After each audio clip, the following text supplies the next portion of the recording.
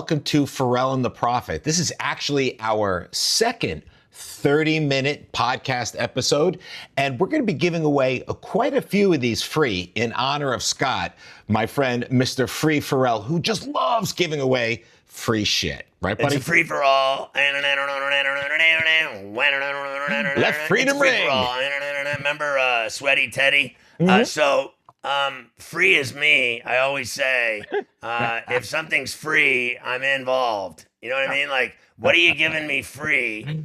And I'm interested in it. So, I get it. Free shows. All right, that's cool. There's going to be some free shows. That's cool. Yeah. Whatever. And by the way, 4-1 yesterday. Love cash that. and tickets. How big is my dick? Yeah, well, it's Johnny Watt hard right now because, dude, 4-1 will take that every freaking day of the week. Elite Nicely hit, done. Yeah, beautiful. 2 Profits hit, 1 Max Beautiful. hit. I mean, I'm the hit king. Can I'm I Pete tell you Rose. something, Scott? For everybody here listening as we're starting to put our podcast out there, guys, we are running 4 separate AI engines with the absolute best data that you possibly have. And I'll put up a thing that says profitable TV. Just go there, check it out. You know what? Take a free trial. It's fucking insane. We're hitting bets left and How long do fucking they right. get is it a week they get the free trial? I know. We put that down to 3 days. We were too good for a week. We're not giving shit away for a week. 3 is one thing, Scott, but you know, that's enough giveaway. Like 3 days what we're doing on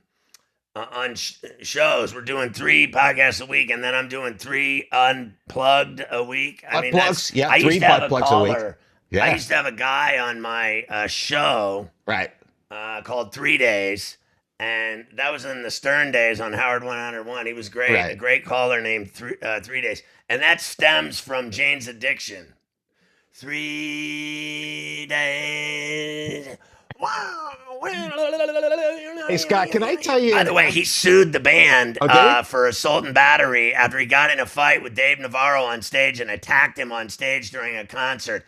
Well, here's the problem. Wow. I'm going to give him, Perry Ferrall, the Cunt Bag of the Week award based on the fact that no one gives a fuck about Jane's Addiction anymore. That was like 1995 when that ended. Like now...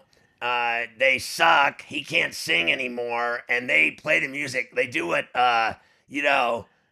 Remember when Axl Rose couldn't sing anymore, and then Guns N' Roses would just play louder? Yeah, and so you couldn't hear him. And then Motley Crue, when Vince Neil couldn't sing anymore, they just played louder, so you couldn't hear him.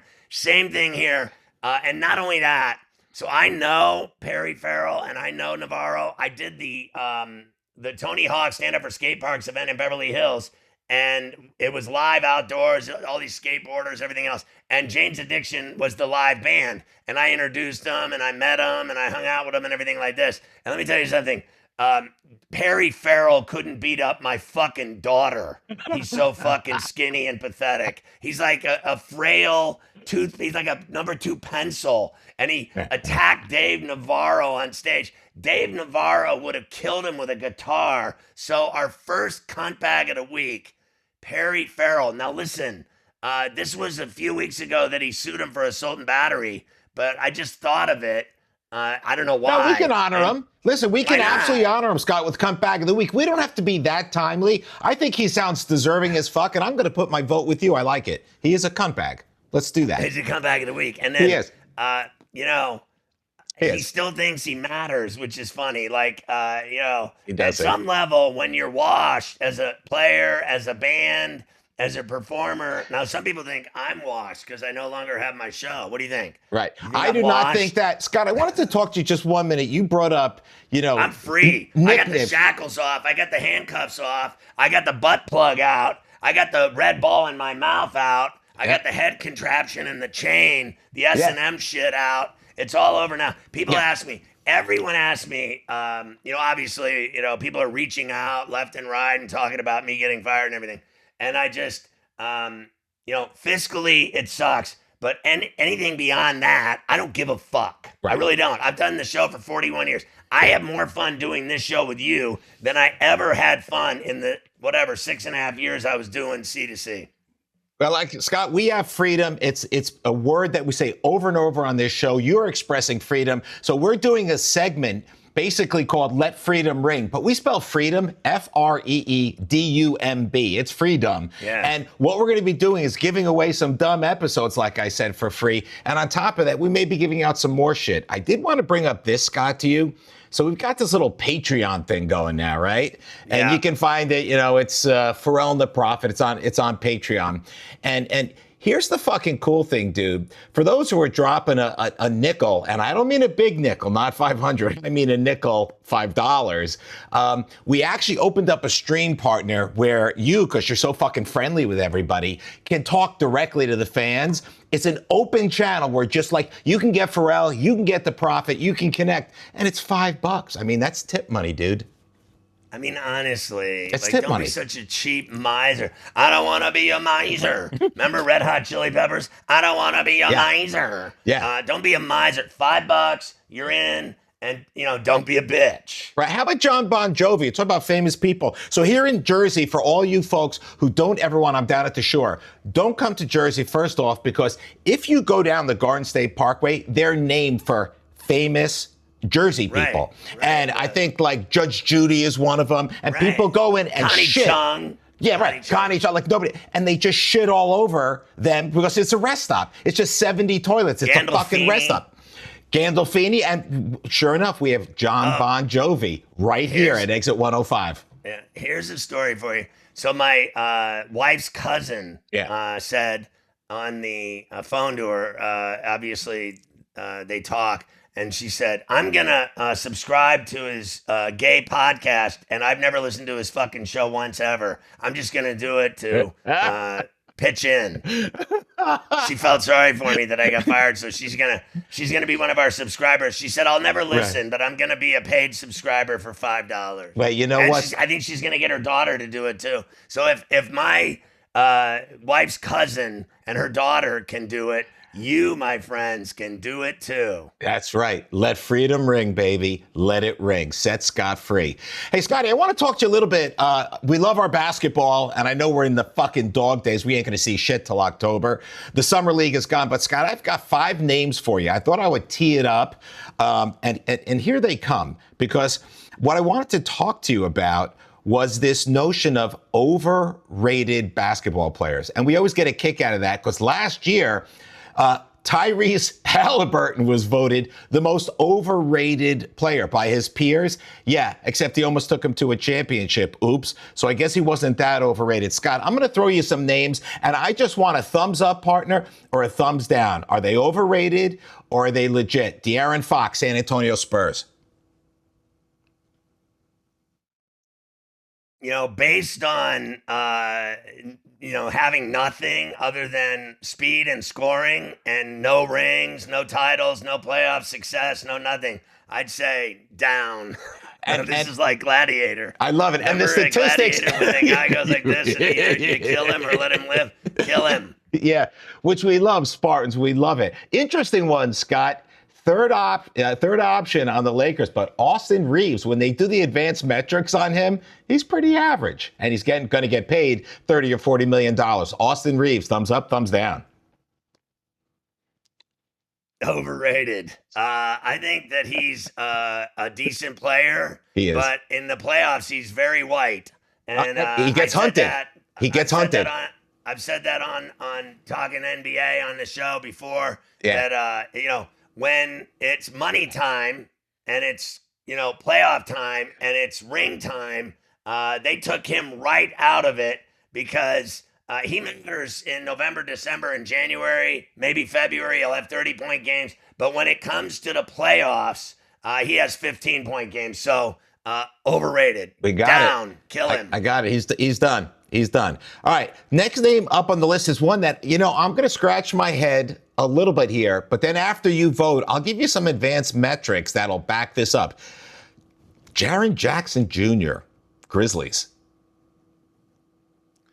Well, I would say based on the money that he just got and, the ability to shoot threes and block shots and rebound and flat out score, I would say yes to him. I would say he's a good player, not overrated. Not overrated. I think that, when you make $285 million you must be doing something right. And so you see, like these other guys that you've mentioned, they're not getting that kind of money. Now, Fox might, but that would be a bank heist by him because I don't think he deserves anywhere near $285 million. Yeah. Guys that earn that kind of money, generally speaking, for the most part, I think are worth it, in today's marketplace. Right. And so the one thing that you have to understand about JJJ is this. Look, reading about him, he is scoring, mostly by the basket, right? You're right. He's 37.5% from three.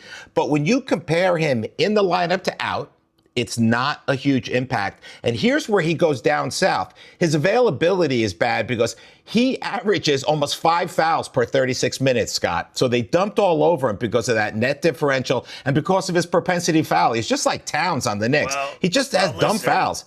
Well, listen, he gets 6 fouls and they're big. Yeah. And he's a shot blocker, so he tries to block shots, which means he fouls guys. Right. As long as he doesn't foul out. And I'll tell you another thing.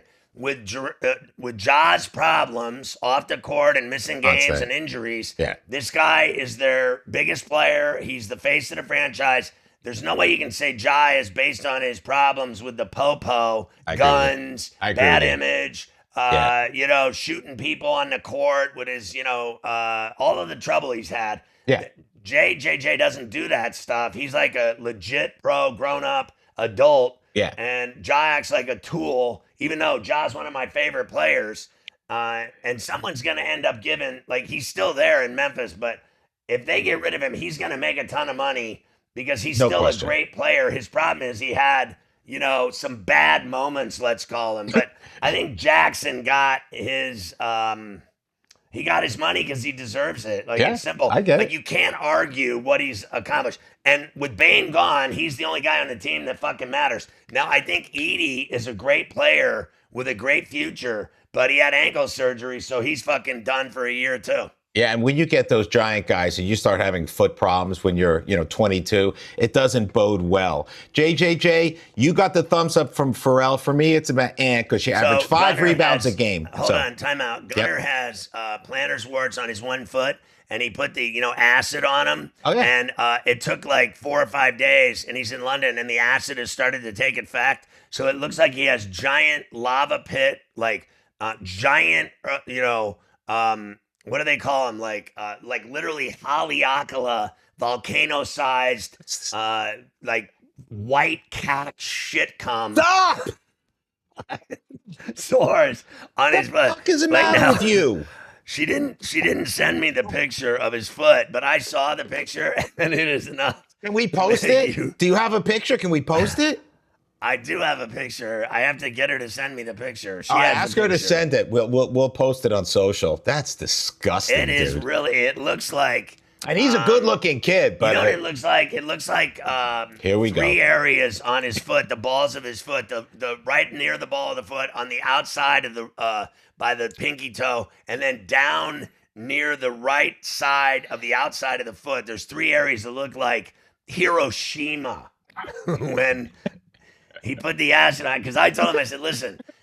There's only one way to get rid of these. 2 ways. Go to the dermatologist and they dig them out, and they dig them out. They literally freeze them and dig them out. Or 2, you pour acid on your foot and do it yourself and save the money. So I told him, here, pour this acid, because I had the corn on my foot from basketball, and it took 90 strokes, 90 different attempts with the acid to get it, but it finally came out. I pulled it right the fuck out like an ear of corn came out of my toe. And I got to tell you, the relief I had when it was gone, because when you have a corn rubbing against the side of your foot when you're playing basketball, it's like fucking sandpaper. Fucking hurts like shit. And also, bone spurs, they hurt worse. And I used to get 8-inch needle injections of, what do they call it? Cortisone. So I got it. I got one last week with my finger. I told you I had the burning finger. Right. So the guy stuck a 4-inch needle in my finger right here. Right into this knuckle, and it fucking worked. I don't have the pain anymore. All right. So I'm going to tell you about that. The guy goes, that. You can really take a needle. I said, you should see what I can do with a dick. That's right. The guy looked at me Listen, Scott, there is a thing called Paradis disease, and you and I have talked about it. It is The bent dick disease. You know how they cure that? There's a drug called Xiaflex. They take a 8-inch needle and they put it into your cock directly into this node that causes your dick to bend. It happens to some people in their hand too. Their fingers curled up. With that. Look, I have a wayward pinky. You see that one? Yeah, no, but these curl up like cripples. I don't think I'm supposed to say that. So when I had surgery, when I broke my hand in 5 places, this is how it ended up with the surgery. So I was at the hand specialist the other day with getting my finger done, and I showed him my wayward pinky, and he said that the guy that did the surgery. So look, when I close my fist, you see how fucked up it is? That's my closed fist. Yeah. I can't punch anyone with my left hand. No. I have a knuckle that sticks up like a boner. See it? Yeah. And he said that the surgeon that did my hand butchered me. Yeah. Butchered me. And he said it can't. And not only that, he said it can't be fixed. Yeah, well, it's too late now. By the way, I almost broke this one off in my rectum like 2 days ago, so I totally get where you're coming from. Hey, I wanted to keep going down the list, bro. We love this guy, yeah. Tyler Herro, Miami Heat. Oh, please. It was so easy. Stop it. Listen, I think he's a good player that's fun to watch and, be drunk and, enjoy his talents while you're at the game having like a martini or some kind of, you have to have a stiff cocktail of some, like even maybe a JMO and ginger, a rum and coke, a vodka tonic, a gin and tonic, some kind of large, you need a large beverage to watch him either be on or off. When he's on, he can have 35. When he's off, he's a disaster. Never defends. I also think he's, a liability on the defensive end. I think he's white. It becomes a problem for me in the playoffs. How white are you? Yeah, right. Like I played yesterday. I had 1,000 points, but I played against hacks. Yeah. I think Hero's a good player down there. I always told you they were going to get rid of Dunkin' Donuts. They got rid of him. He's gone. So, but they kept Hero Sandwich, and I think it's because regularly all season long, he'll put up 25, 30 points a night. And for the most part, he's fought his way through a lot of injuries. That guy plays injured. Yeah. I won't say he's a pussy, but I will. I think he's a little overrated. Yeah, okay, well, he's done. See you later. Done. I'm going to give you a clue on our number one overrated player, well, according to the douchebags at Bleacher Report. And here's your clue, Scott. This player, over the last 3 seasons, has played 24 games less than Zion Williamson. Holy shit, no one plays less than him. How about this name? LaMelo Ball. LaMelo Ball. Listen, I got to be honest. I do not think he's overrated. I think he's a great player when he plays. I don't deny he's had injuries. So's his brother. But his brother came back with the Bulls. Now he's in Cleveland. I think he's going to make Cleveland wicked good, better than they've been. To me, Garland and Mitchell, good. To me, to me, Lonzo makes that team even better. I think LaMelo is a super talented, exciting, creative, artistic player that can do it all. Pass, touchdown pass, no-look pass, full court bounce pass. He has tremendous speed and scoring ability. And when he gets hot, when he's streaky hot, forget about it. He can knock down threes from deep. And he attacks the rim and makes plays and gets buckets and makes dimes left and right. And I'd say when he's healthy, he's one of the most exciting players in the league. Not overrated. Right. He's banged up. He's always injured. I get it. Here it is. Ferrall. But he plays at a different speed. Thumbs up. Prophet, thumbs down. He has played in 105 of the last 246 games he was supposed to play. And I just don't think, you can rely on somebody at this point, Scott, that the LaMelo family, there's something wrong with their ligaments, with their fucking bones, and with their father. Listen, and here's another thing. As far as Zion goes. Now, Zion, they picked up his contract this year, guaranteed. I think it's $39.5 million. I could be wrong. I think next year is $44 million. The year after that's like $48 million. All I know is this, is that I know he misses all the time. And I think a lot of that has to do with them because I think they're fucking morons. Yeah. and they sit him after games. They don't. He doesn't play back to back, and he's even said it. He's like, I want to play. They don't let me play. Ask them. Ask these fucking guys. They're the ones making the decisions. But I'm telling you, and I've said this on the show, he is unstoppable when he plays. He is an absolute monster, unstoppable, dominant in the paint. He gets what he wants. He tomahawk dunks. He finishes. He rebounds, reverse layups, kisses off the glass. He does have touch inside of 15 feet. Anything from the elbows in to the rack, dunking or otherwise. I think Zion is impossible to deal with. He is a fucking violent character on the basketball court.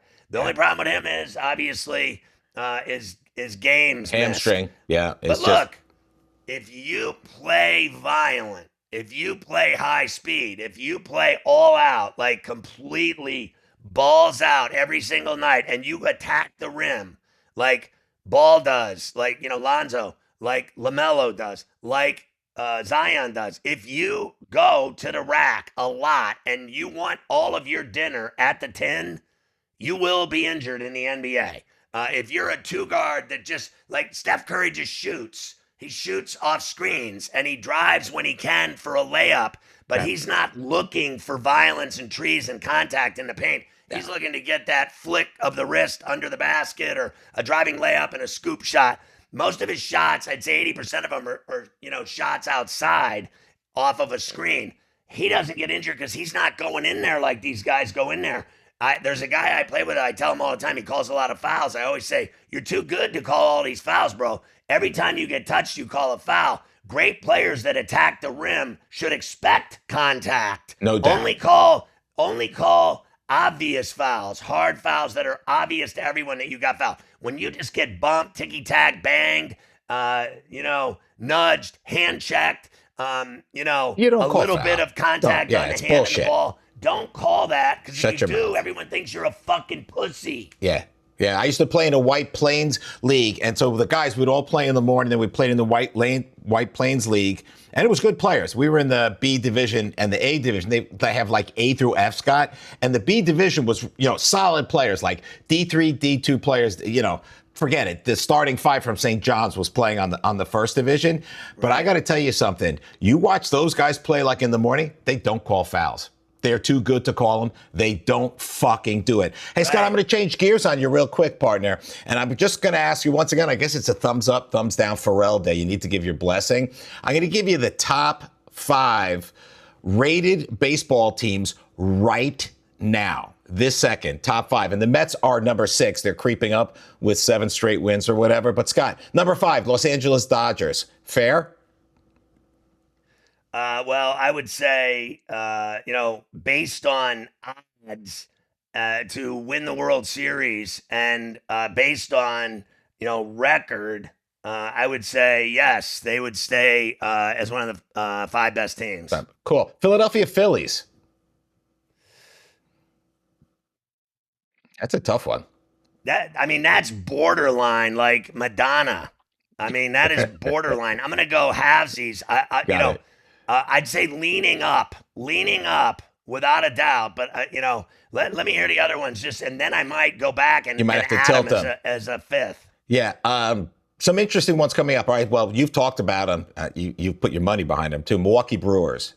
I think, yes, based on they've beaten the Dodgers 6 times. Yeah. And they're a really good team with really good pitching. I think Woodruff has come back to the rotation and been dominant. He's pitching tonight against the Cubs, against Boyd. Mizorowski's pitching tonight. Yeah.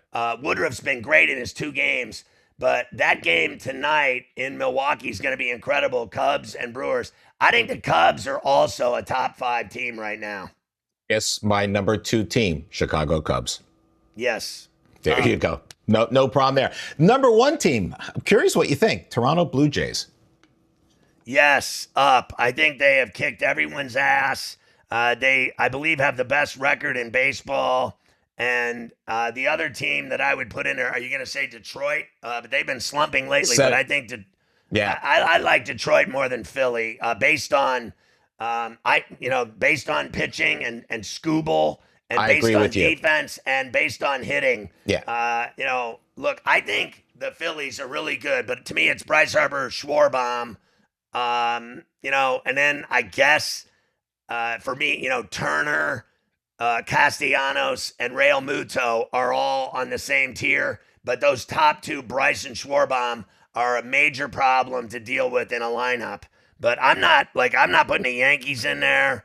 No. I think Houston's going to the playoffs. They would probably be outside my top 5 as well. And then what about Texas Rangers?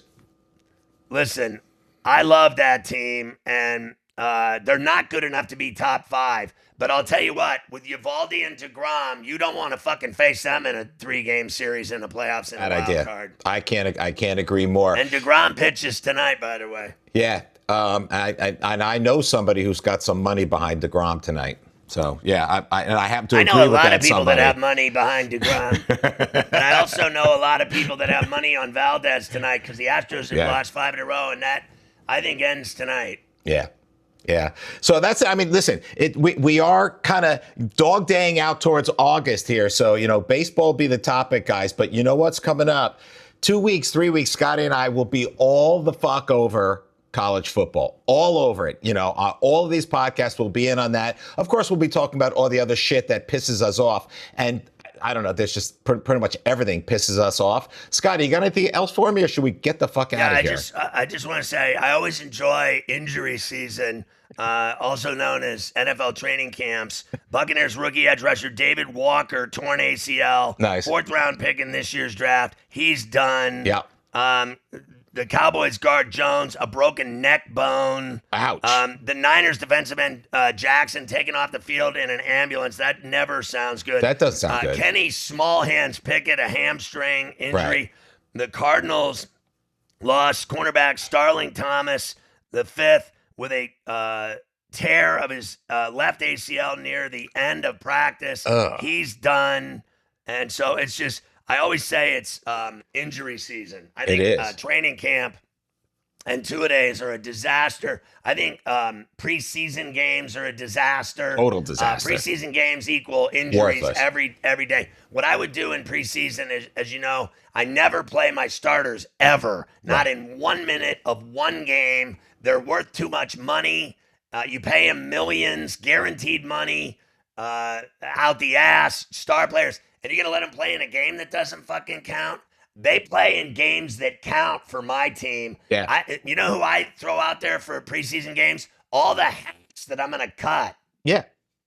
Which is why they have, for the first game, the roster's like 90 people, but as they pare it down. But Scott, you're of an age like me, dude. I'm sure you remember back when there was like 6 preseason games. You remember that shit? Yeah. Back it's 30, it was just so ridiculous. I have Steeler tickets, and I can't even give them away.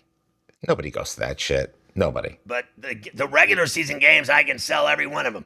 Preseason, I couldn't even get little kids to take them for free with lollipops. I mean, nobody wants to go to preseason games. The NFL, if they go to 18 games, they're going to have 2 preseason games. That's it. Let me tell you something, why you don't need preseason.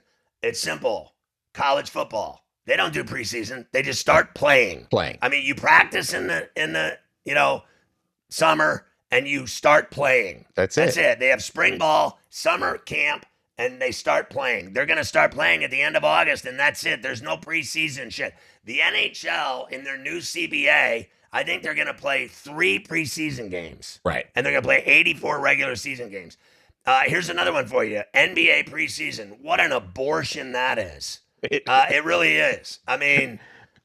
and I got to tell you, the summer league's great because nothing else is going on, but those games blow too. They're terrible games. They're sloppy. And you know what's worse than that is WNBA.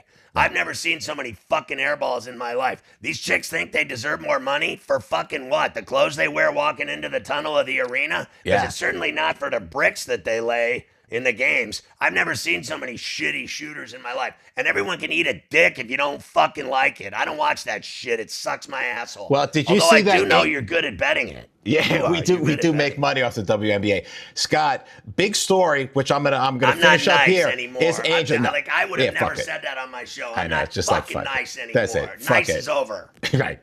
So Angel Reese is a little bit pissed off because Ice Cube did not give her $5 million to play 3-on-3, but he did give Caitlin Clark last season $5 million. And his exact words were this: "It was a business decision. A ton of sponsors lined up when I said I was going to drop $5 million on her, and they all lined up and gave me money. I said I'm going to have Angel Reese. They didn't line up. I'm not giving her the money."